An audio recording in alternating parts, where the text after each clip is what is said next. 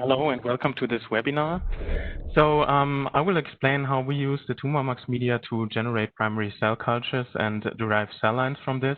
I will start with a short introduction on tumor models in general, and then also explain the workflow that we used, and then give you some exemplary data and explain a few details about the tumor cell lines and cultures that we generate. So let's take a look at the different tumor models that you can use in cancer research and preclinical testing.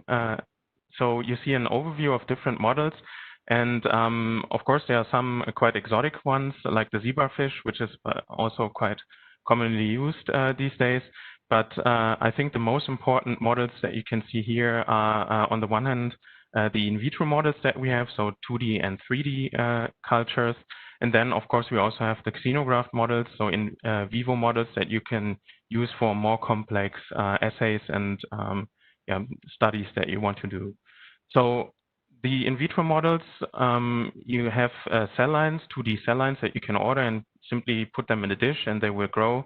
So they are quite easy to propagate. And of course, since they just grow in a dish, you can easily manipulate them and add compounds and do testing or whatever you want to do with them. And basically, you only need a cell culture lab to run in vitro tests. For the xenograft models, these are mainly used when you have more complex testing, of course, because you have tissues, so organs more or less growing in a mouse, and you can do studies like biodistribution and more complex readouts, because the tumors that will grow in a mouse will more closely resemble the patient tumor. On the other hand, growing tumors in mice is quite expensive because the mice themselves are not too cheap. You need the facilities and ethic approvals, and of course you need all the infrastructure for maintaining immunodeficient mice. And one quite important aspect, at least when we talk about PDX models, so patient-derived xenografts, you graft pieces of tumor tissue into an animal, and if you want to expand it, so if you want to generate more of this tissue in order to run larger cohorts for your testing, this always means that you have to expand the tissue on animals, which is quite costly and something to consider. When we now take a closer look on in vitro models, you see the division. So it's a table here, and we divided them into the traditional or classical cell lines. So like HeLa cells or MCF7 cells that you can simply order from different vendors. And then we have the primary cell lines on the very right-hand side. So cells that you can passage and cryopreserve and so on, but also more short-termed cell cultures. And when we first take a look at the traditional cell lines, of course, you see hundreds of papers on what they can do and cannot do, what they express, and what has been tested on them. So they are very well characterized and studied. When you look at primary cell cultures or cell lines, so primary cells derived from patient tissues, of course, they have all the patient-specific features and mutations, which can be an advantage if you want to look more into detail in personal medicine, for example. But on the other hand, of course, this means that whenever you set up a model using primary cells, you have to individually characterize the cells and the model that you are using. When we now look at in vivo models that you could generate from cell lines, when you look at the traditional ones, of course, these cells have been passaged for hundreds of passages already in vitro. So the cells that you have are quite homogeneous. Once you inject them into mice, they will also form quite homogeneous xenograft models. Upon this extensive propagation in vitro, they might lose some tumor-initiating capacity. And due to these homogeneous tumors that they form in vivo, of course, the recapitulation of patient tumors is quite limited, so they do not really look like patient tumors. When we now look at primary cells, since they keep all the patient-specific features, they also keep the patient-specific subtypes of tumor cells, so they really recapitulate the patient tumor heterogeneity. They preserve tumor-initiating capacity, so that means you can always also generate in vivo xenograft models from the tumors or tumor cell lines that you have, which is not always true for classical cell lines. And again, they keep all the patient-specific features, which is a plus when you look at personalized medicine, but of course, you have to characterize them first. Then finally, when you look at the more technical aspects, traditional cell lines are really easy to get. You can simply order them from different vendors. You order them, you put them in culture, and you're almost good to go for your in vitro testing. The media that I use are quite simple, so you have a quite simple basal medium like RPMI or DMEM, and you add serum, 10 or 20%, which makes it quite inexpensive and easy to generate. But of course, serum is largely undefined, and you don't really know what you put into your in vitro model when you add serum. On the other hand, you can just passage them for hundreds of passages and they will still grow and you can still do your in vitro testing. Now, when we look at the primary cells again, you can't just order them anywhere. You need access to primary biopsies, of course. Usually from hospitals you need to get them. You need patient consent, so it's a little bit more complicated.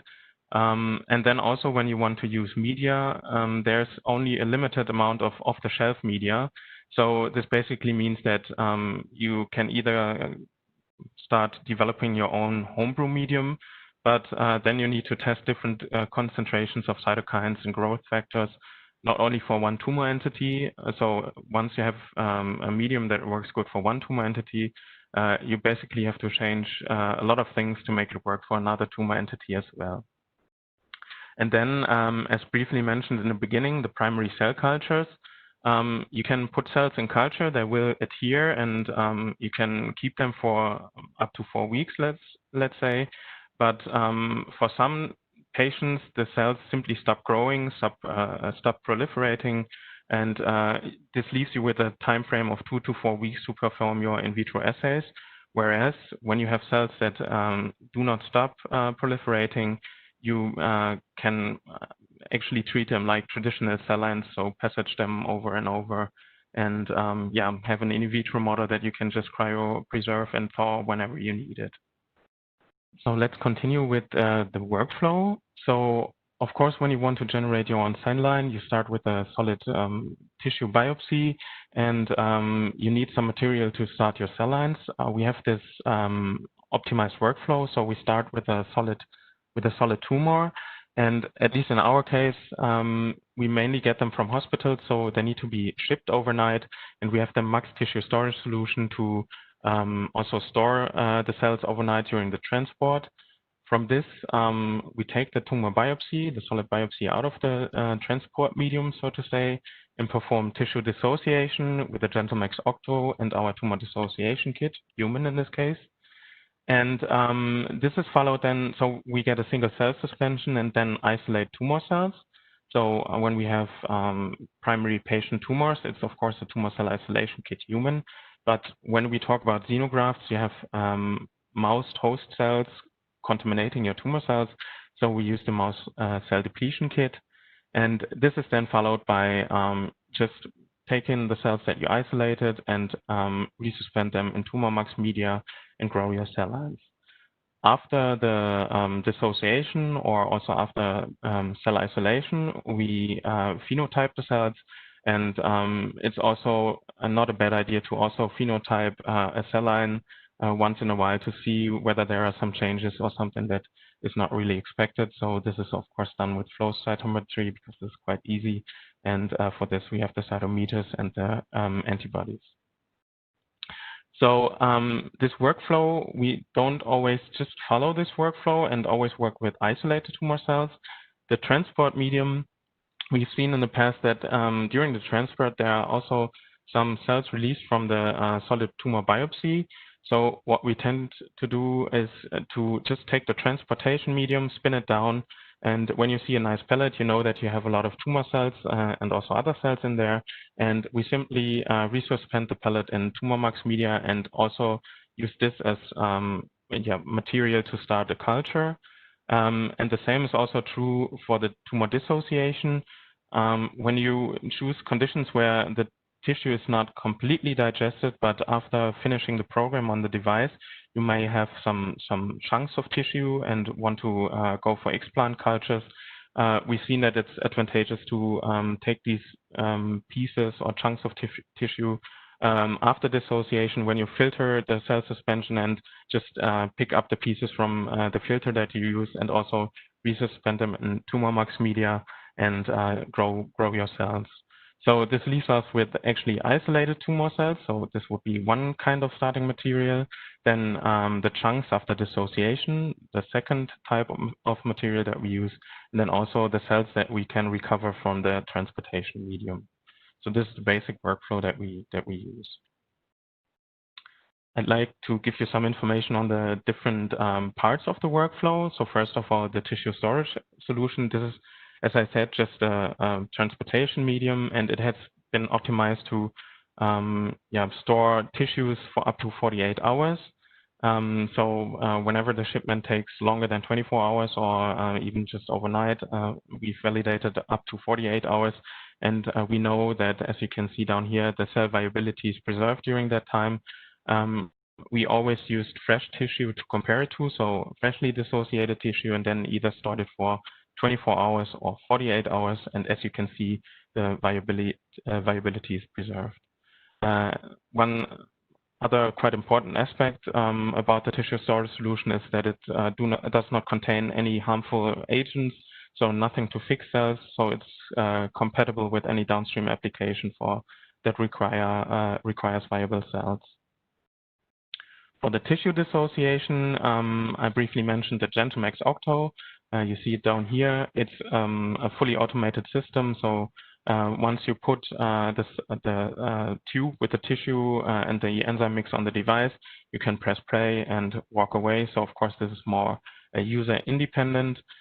We have 8 individual positions on the device, so you can run 8 different samples or 8 different tissues even, and have a quite parallelized workflow. And the whole system is closed, which is very important when you use human material because it's user safe. Then we have the enzyme mixes, so the tumor dissociation kits, which are optimized for tumor biopsies. And we use highly pure enzymes, so purified enzymes that ensure a lot-to-lot consistency and always the same activity that you use in your dissociation. So there's nothing you need to be afraid of when you use a new lot. It's the same activity, no side effects or side activity, and it's quite standardized. The cell viability, of course, is preserved because we want to recover viable cell suspensions to do downstream experiments. And then also key epitopes are preserved. We have for both of the tumor dissociation kits, so for human and for mouse, we have whole lists of epitopes that we tested for stability. So you can always check whether the epitope you want to look at downstream is preserved, or there's one component that you might want to reduce and then preserve the epitope, but everything is written in the datasheet. Just one more aspect about tumor dissociation.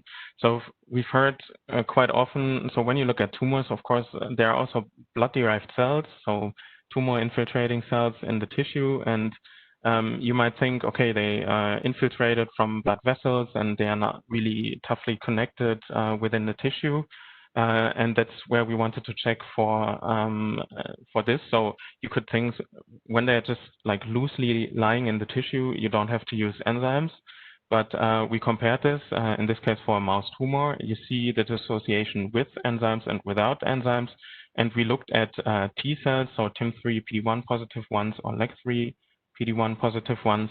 And as you can see, although they should not really be sticking to other cells within the tissue, you do not recover them if you do not use enzymes at all and just focus on the mechanical dissociation, whereas when you use enzymes, of course, they support the whole dissociation process and you yield a lot of T cells. So from the tumor dissociation, I mentioned the tumor cell isolation, and there are actually 3 different scenarios you could think of. When you have human tumor biopsies, you have human cells growing in a human, so the biopsy contains tumor cells. After tissue dissociation, the single cell suspension is then isolated using the tumor cell isolation kit human, which will label the human non-tumor cells and remove them. When we talk about human xenotransplanted tissue, so you have human tumor cells growing in a mouse, it's still more or less a human tumor, so we use the human tumor dissociation kit.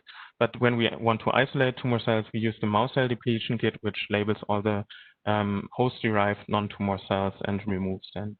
And of course, the third situation, when you work with mouse models, syngeneic mouse models or genetically induced ones, you have mouse cells growing in a mouse, but we won't focus on this in the webinar of today. The tumor isolation kits that we developed all rely on labeling the non-tumor cells. So no matter what kind of tumor you're working with, you do not have to know specifically about the markers that are expressed in order to enrich the cells that you want. You can rather just remove the cells you do not want. So it's quite easy and applicable for a wide range of tumors. But at the same time, the cells that you cover and that you want to isolate, they are free of any beads and free of any labels. So you can perform another magnetic cell separation, or also, since there are no labels on the cells, you can also do any kind of phenotyping and do not worry about any issues with block epitopes or something like that. So you recover bead-free, label-free, highly pure tumor cells. And all these kits have also been tested on the Automax, so automation is also possible for those 3 kits.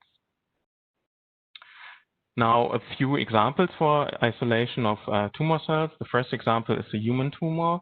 It's actually a pleural effusion that we received from an ovarian cancer patient. And before the isolation, so the bulk material, so to say, as you can see here, only contains a small fraction of epithelial tumor cells expressing EpCAM. We use, for example, CD31 to stain endothelial cells, or in this plot, CD45 to stain leukocytes, and you see that there is quite some contamination here. When we use the tumor cell isolation kit, although it's not a solid tumor in this case, you can still use the kit and isolate, highly enrich the tumor cells. So you see a highly pure population of EpCAM expressing cells without any remaining endothelial or blood cells. This also affects culture. So of course you can put the pleural effusion as it is, just spin it down. We suspend it in tumor max medium, but as you can see here, this is the original fraction. You see some tumor cells that attached, but when you take a closer look, you see lots of debris. And there are some areas here that the tumor cells can't attach, basically because the debris is lying under it. So it's also, in many cases, also advised to first perform tumor cell isolation. As you can see here, you end up with really highly pure cultures of tumor cells, hardly any debris and hardly any unwanted cells. The next example is the Mouse Cell Depletion Kit. You just see the principle up here. So all host-derived, so mouse non-tumor cells are labeled with beads. The tumor cells, so your cells of interest, do not get a label. So the negative fraction, the untouched fraction, contains the tumor cells. And you can also, if you want, elute the positive fraction, so the mouse cells, in case you have any downstream application where this is important. And you see the staining here. So you see a small fraction of EpCAM expressing cells before the isolation. You see all the host-derived mouse cells down here. After the isolation, you have a pure population of human tumor cells. And if you need them and want them, you can also isolate the mouse cells that you see down here and also do downstream applications with those. We also have some examples of cultures here. So when you just plate the bulk cells after dissociation, you see that you grow some human tumor cells. We stain them with a human-specific EpCAM antibody in green here. But you also see, and this was taken after 5 days, that you have a lot of mouse cells. In this case, we used a vimentin antibody for the mouse stromal cells. And you can imagine if you leave these cells for another 5 days, for example, you will end up with mostly mouse cells, and the precious tumor cells are gone. If you just isolate the tumor cells, you see that you have highly pure cultures of tumor cells, and you can hardly find some stromal cells in there. So this is a good way to save your tumor cells from being overgrown by non-target cells. Let's finally take a look at the tumor mux media themselves. So the first important part you should notice is that the tumor mux media are tumor type specific. So we've already released a pancreas, ovarian, and renal specific medium, and the colon specific medium will be released in Q4 this year.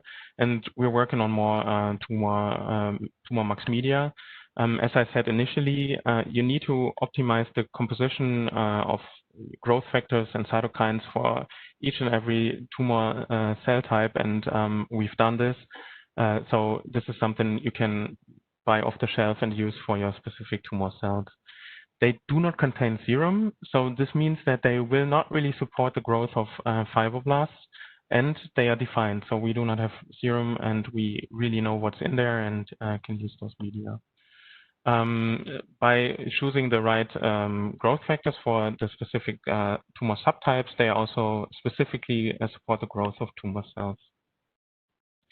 So we have optimized those media for supporting the growth of cells directly derived from primary tissues, so from solid tumor biopsies. They are not optimized for growing MCF7 or something like this in those media. They are really for you to generate your own primary tumor-derived cell lines and cell cultures. As I said, that so some cells just grow for like up to 4 weeks, but we've optimized the media in a way that the success rate for generation of stable primary cell lines is significantly increased, while preserving the heterogeneity that you observe in the parental tumor. The tumor media do not force the cells to grow in an adherent state or in a suspension state. So this is a cell-intrinsic and tumor-intrinsic feature of different patient materials. And you can observe both adherent and suspension growth, and I will show some examples later on. It's just important to know that if you don't see cells attaching, this doesn't mean it didn't work. Your tumor cells simply might grow in a suspension state. And finally, you can also generate 3D models, so embed the cells and grow tumoroid-like structures or spheroids. This is also possible using the tumor mux media. So all in all, you can generate your own primary tumor cell lines and have improved in vitro models that really recapitulate what you see in a patient. So if you want to use the media, it's really easy. As I said, you just take the fraction or the material that you want to start a culture with. If you have a single cell suspension, we recommend to plate 200,000 cells per square centimeter. And yes, they are incubated at 37 degrees, as for also other media, of course, at 5 to 7.5% CO2. Once you've plated the cells, you should change the media every 3 to 4 days. Or, of course, when the cells start consuming a lot of medium, also earlier when it turns yellowish, to support the cells with fresh growth factors and more nutrients. And once the cells reach a confluency of 80 to 90%, you might have some fibroblasts in there that could grow. You should first remove them and let the tumor cells sit and also grow more. If you have 80 to 90% confluent tumor cells, that would be the time where you passage them and reseed them into a new vessel, for example, a bigger vessel if you want to expand them, or start your in vitro assays. As I pointed out earlier, this is the basic workflow that you use to just grow the cells and supply them with new nutrients and passage them. But you can grow them from different starting materials, and I'd like to stress this point because this is quite important, as you will see on the next slide. So again, you can use the transportation medium by just spinning down whatever you have after the tumor biopsies have been shipped to your site, and grow cells from there. You can also, if you prefer explant cultures, we've seen that instead of just cutting a piece of the tissue and putting it in a dish, we've seen that some kind of pre-treatment or a treatment with the enzymes we have in our tumor dissociation kits is very beneficial. So the cells really grow much more efficient out of the pieces that have seen enzyme before. Then, of course, Tumor Digest is also a good starting material, especially since this is single cell suspensions where you can do cell counting and really plate defined numbers of cells. If you do phenotyping, you also know the composition of the cells that you plate. So this is an ideal starting material and also good to know what you are actually putting into culture.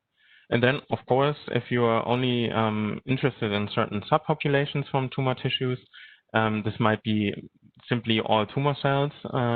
You can use either this negative enrichment that I showed, so you recover label-free cells, or for carcinoma, you can use EpCAM microbeads, so isolating all carcinoma cells, or you can also, of course, go for more specific subpopulations, CD4, T4 positive, or AGR5 positive cancer stem cell-like cells. So this is all possible.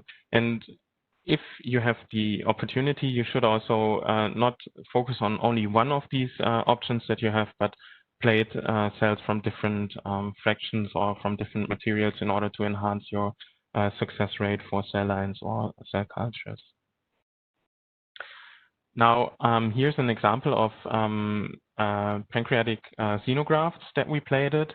And here you exactly see these different starting materials that you can use. So this is Tumor Digest, so just what you recover after the tumor dissociation, a single cell suspension that you can count and plate in a more defined way. We've isolated tumor cells, so this fraction doesn't contain any fibroblasts or any epithelial cells also on. And finally, we've also tested explant cultures. And as you can see from the pictures already, for the Tumor Digest, we saw that most of the fibroblasts within the tumor sample attached, but we hardly saw any tumor cells. The most successful way for this very patient material was the isolation of tumor cells and growing highly pure tumor cells, and also the explant cultures.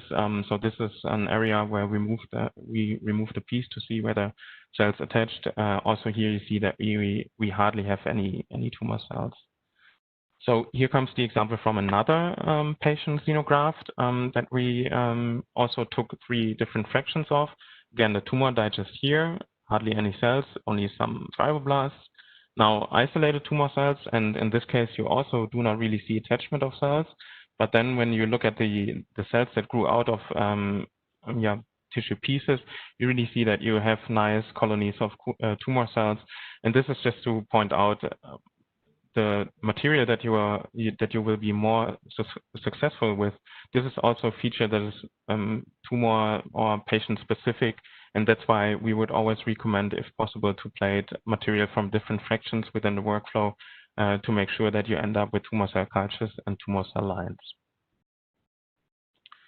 I mentioned that the TumorMux media do not force the cells to grow in a specific state. And what you can see here is early passage cultures and a late passage cell line from primary human pancreatic cancer, so not xenotransplanted, but directly derived from the patient biopsy. And when you look at the early passage, the cells from these 2 examples are from the very same patient. So you see that adherent cells and colonies attach and nicely grow and expand. During the early passage, you see some fibroblasts here that we got rid of in the late passage, and we ended up with an adherent cell line from this patient. But at the same time, during very early phases of the culture, we saw that there were always some cells and some spheres in the supernatant of this cell culture. So at one point, we decided to separate them, so grow the adherent cells exclusively adherent, and then transfer the supernatant to a new vessel. And as you can see here, there were some spheres that formed, and later on, you could really passage them several times, and they would always, although these were not ultra-low attachment plates, they always formed these spheroids and grew as a suspension cell line that we ended up with.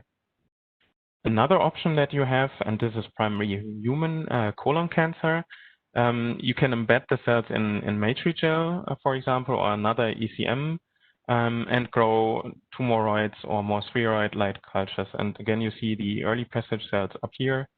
Here's a quite big colony or big tumoroid. And you see that there are still some small cells around. Once you passage the cells for several times, you see that they really grow as tumoroids, and these single cells more or less disappear. And you have a 3D model that you can do more advanced testing with. This is just another example for the that should show that it's really an intrinsic feature of the cells, whether they grow as 2D cells, or you can also cultivate them as 3D cells.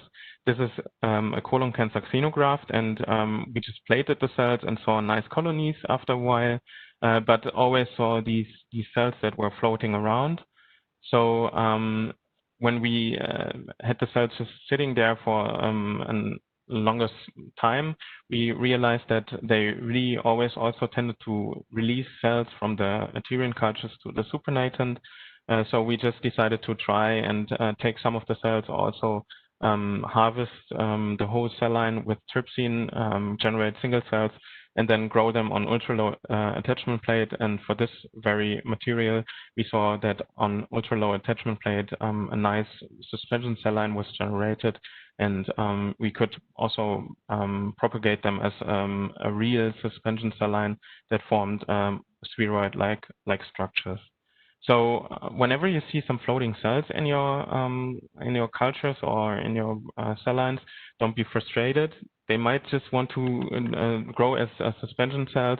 So you can, at this point, just try to take the supernatant, transfer them to ultra-low attachment plates, or embed them in ECM, and you will see that in some, or in quite many cases, they will also grow as 3D structures, either as spheroids or as more complex tumoroids that might show some polarization of cells, for example.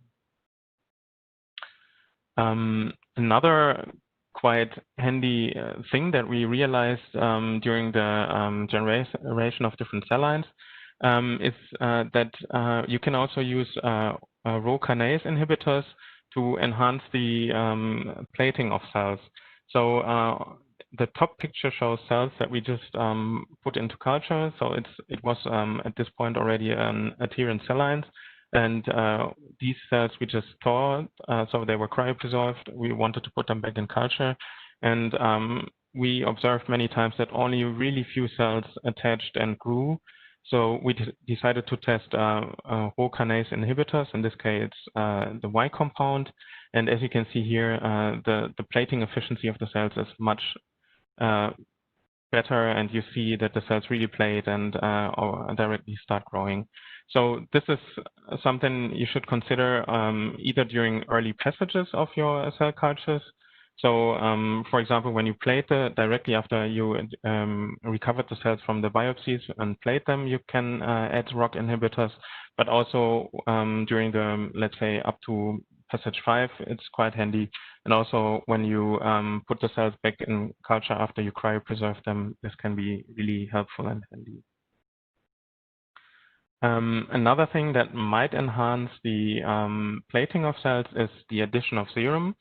So the tumor-mux media are serum-free to have defined media, but for example, when you have co-cultures or something like that, you might want to add serum, and this will enhance plating, or can enhance plating of the tumor cells. You see cells, ovarian tumor cells plated here in the top picture, and this approach didn't contain any serum, and you see nice and pure tumor cell culture. When you add serum, the tumor cells will still grow, as you see in the bottom picture here, but serum will, of course, really support the growth of fibroblasts. So as you can see here, there are lots of fibroblasts all over the culture. So with the addition of serum, you should be quite careful, because this will support fibroblasts, and then they can really efficiently grow in your cultures. We have now some, so to say, applications for the tumor-mux media, and the first thing I'd like to share with you is the heterogeneity of cells that you have in the tumor tissue is really preserved when you generate cell lines using tumor mux media. So you see H&E stains from sections of primary tumor tissues. It's for different tumor materials, and this is really derived from the patient. So you see some stromal cells, you see tumor cells growing here, and for this patient, you see some cyst-like structures. This patient has less, and you see more mixture with so not really clear stromal and tumor cell parts. And here you don't have any cysts, and it looks quite different. So of course, when you now take a piece of this tumor biopsy and implant it into a mouse, you have a patient-derived xenograft, which will resemble the patient tumor. So because you basically graft a piece of tissue, so you have the tissue architecture in there. Within the first passages on mice, the stromal cells might be replaced by the host cells, but the tissue architecture will look quite similar to the patient tumor. We've then derived cell lines from those patient tumors. You can see in the pictures here. These are different tumors, but they look different in vitro, but you can't really conclude from the pictures of the cultures what the patient tumor might have looked like. But the important part, when you now take these cells, harvest them, and implant them back into a mouse, you will see a tumor that closely resembles what you've seen in the patient. So the first tumor, again, formed these cysts, and you see, in this case now a little bit reduced, but the stromal parts here, whereas the last tumor, for example, doesn't show any cyst-like structures. But although they have been in vitro for some while, they still look like they looked in the patient when you bring them back into a host environment where they have where they can be attached to vessels and start growing a solid tumor. And this is in contrast to what you will see when you use classical or traditional cell lines. So this is a xenograft model derived from PANC1 cells, or pancreatic cancer cell line that is widely used. And it basically, you see a mass of homogeneous pancreatic tumor cells just growing in the mouse, and all the tissue architecture is basically lost or does not resemble what you see in patients. So this is a really nice way to expand tumor cells in vitro because it's easy and inexpensive. But once you want to study something in vivo in a more complex setting, you can inject those cell lines, and you will have a xenograft tumor that really resembles what you saw in the patient in the first place. So I've told you that the cell lines can be grown over several passages, and they will also still resemble the tumor that they were derived from. But another really important feature is that these cell lines are also genetically stable. So we've performed gene expression profiling from early stage cell lines. So these are 3 different pancreatic cancer cell lines. And we've used the early stage, which was passage 5, and compared it to late passage cell lines. This was passage 15. And when you look at the gene expression profiles, you see that you have a really high correlation between the early passage and the late passage, which means that during the course of expanding them in vitro and maybe freezing them, putting them back in culture, they do not acquire a high amount of different mutations, but stay stable and do not really change a lot. We tested the same for xenograft versus initial, so the xenograft that was derived from a cell line versus the initial patient tumor. So you see the patient tumor up here, and compared to the cell line derived xenograft. And also here you say that you have really high correlations between the patient tumor and the cell line derived tumor, which again shows that the patient-specific features are kept during in vitro passaging, but then also when you generate an in vivo model from those cell lines. And then something that you also quite frequently study is, of course, the marker expression, for example, by flow. You see here an example of ovarian cancers. We looked at CD44 and CD25. And you see the expression pattern in the patient xenograft tumor. You see only a small fraction of CD24, CD44 double positive cells, so it's really, really low. When you put the cells, so dissociate the tumor, take them into culture, and generate a cell line that will be passaged over several times, and you check again for those two markers, you see an enrichment for the double positive cells, which might point to some kind of selection or something like that. However, when you take the cell line and put it back into a mouse and grow it as a tissue, you will see that it will resemble what you've seen in the first place. So only a minor fraction of double positive cells, with most of the cells only expressing CD44 but not CD24. So this shows that you do not necessarily select for single clones that might have another expression pattern. What you observe in the cell line state is rather an adaptation to the in vitro environment, which will be reverted once you put it back into an in vivo setting. So you do not really introduce a bias. It's just a regulation that you will observe in vitro. So this already brings me to the summary. So I hope that I've been able to show you that we have an optimized workflow with different steps, starting with tumor dissociation, which can be nicely optimized and also automated using the GentleMax and our optimized tumor dissociation kits. When you want to select specific subpopulations or just get rid of non-tumor cells, you can easily and quickly just use MAX technology to purify tumor cells or also select for a certain cell type of interest. And this is something I didn't really go into detail.